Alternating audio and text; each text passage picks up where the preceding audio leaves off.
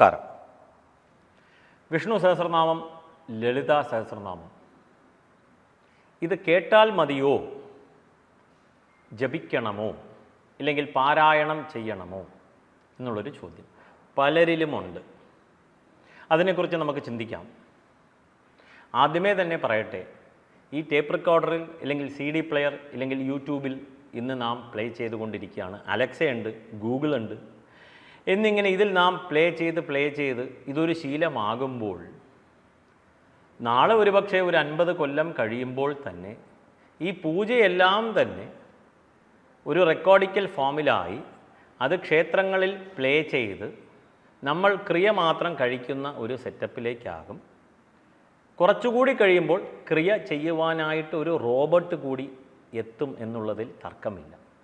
കാരണം ഇത് ലോപിച്ച് നാം ഈ ഗതിയിലായി. കാരണം ഈ വിഷ്ണു സഹസ്രനാമം പഠിക്കണം, ജപിക്കണം എന്ന് നിഷ്കർഷിക്കുമ്പോൾ ഒരു തലമുറയ്ക്ക് കൂടിയുള്ള ഒരു സന്ദേശമാണ്. നാം അത് നിത്യം ചെയ്യുമ്പോൾ, നിത്യം പാരായണം ചെയ്യുമ്പോൾ ഇതിൻ്റെ ഫലശ്രുതിയൊക്കെ നാം മാറ്റിവെക്കാം. ഫലമൊക്കെ പിന്നീട്. കർമ്മണ്യേവ അധികാരസ്ഥേ മാ ഫലേഷു കഥാചന എന്നുള്ളതാണല്ലോ. കർമ്മം ചെയ്യുവാൻ മാത്രമാണ് നമുക്ക് അധികാരമുള്ളത്. ഈ അധികാരം എന്നുള്ള വാക്കിനെ ലിറ്ററലായിട്ട് മീനിങ് എടുക്കരുത്.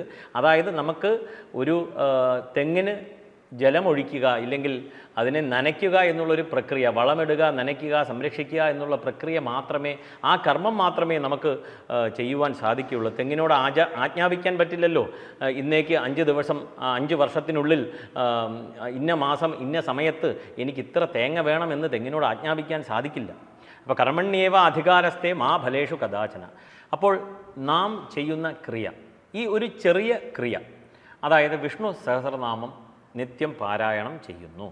അപ്പോൾ അച്ഛനും അമ്മയും ഉദാഹരണത്തിനായിട്ട് നിത്യം വൈകിട്ട് ഇല്ലെങ്കിൽ രാവിലെ ഒരുമിച്ചിരുന്ന് പാരായണം ചെയ്യുന്നു. അത് അവരുടെ കുട്ടി കാണുവാൻ ഇടയാകുന്നു. കുട്ടി ജനിച്ചപ്പോൾ തന്നെ കുട്ടിക്ക് എപ്പോഴും സെൻസ് ചെയ്യുവാനുള്ള കഴിവുണ്ട്, എന്താണ് നടക്കുന്നത് എന്നുള്ളത്.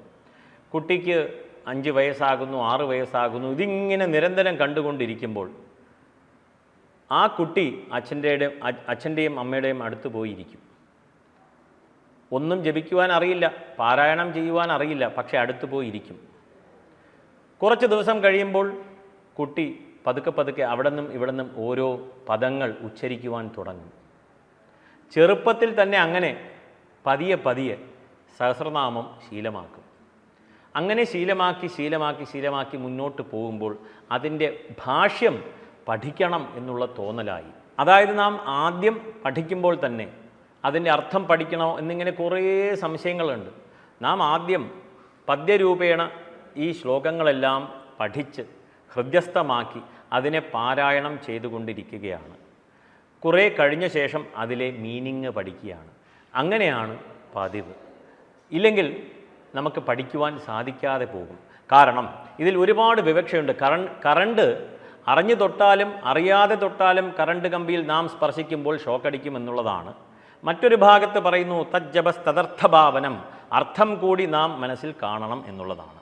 അപ്പോൾ ആദ്യമേ തന്നെ നാം പാരായണം ചെയ്യുവാനായിട്ട് ശീലിക്കുന്നു. അതിനുശേഷം അതിൻ്റെ അർത്ഥം നല്ല രീതിയിൽ മനസ്സിലാക്കുവാൻ ഭഗവാൻ ഭാഷ്യകാരകൻ നമ്മളെ പഠിപ്പിക്കുന്നുണ്ട്, മനസ്സിലാക്കുവാൻ ശ്രമിക്കുന്നു. അതിനനുസരിച്ച് നാം മുന്നോട്ട് പോകുന്നു. ഇത് ഇന്ന് ലോപിച്ച് ആരെങ്കിലും പറയുകയാണ് വിഷ്ണു സഹസ്രനാമം കേൾക്കുക എന്നുള്ളത്. കേട്ടാൽ പുണ്യമുണ്ടോ എന്ന് ചോദിച്ചാൽ തീർച്ചയായിട്ടും പുണ്യമുണ്ട്. ഇല്ല എന്ന് പറയുവാൻ സാധിക്കില്ലല്ലോ, നാരായണ നാമമല്ലേ. പക്ഷേ എങ്കിൽ ഒന്ന് ചിന്തിക്കുക, ജപിക്കുന്നതിൻ്റെ അത്ര പുണ്യമുണ്ടോ എന്ന് ചിന്തിക്കുക.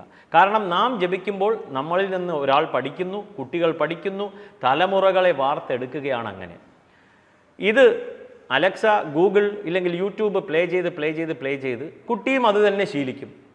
നാളെ ഇത് പരക്കെ 10-ൽ നിന്ന് 100, 100-ൽ നിന്ന് 1000, 1000-ൽ നിന്ന് 1,00,000. ഇന്നലെ ചെയ്ത ഒരബദ്ധം ഇന്നത്തെ ആചാരമാകും, നാളത്തെ ശാസ്ത്രമിതാകാം, അതിൽ സമ്മതം മൂളായിക രാജൻ എന്ന് പറയുന്നുണ്ട്. അപ്പോൾ ഇത് വളരെ ഏറെ ചിന്തിക്കേണ്ട ഒരു വിഷയമാണ്.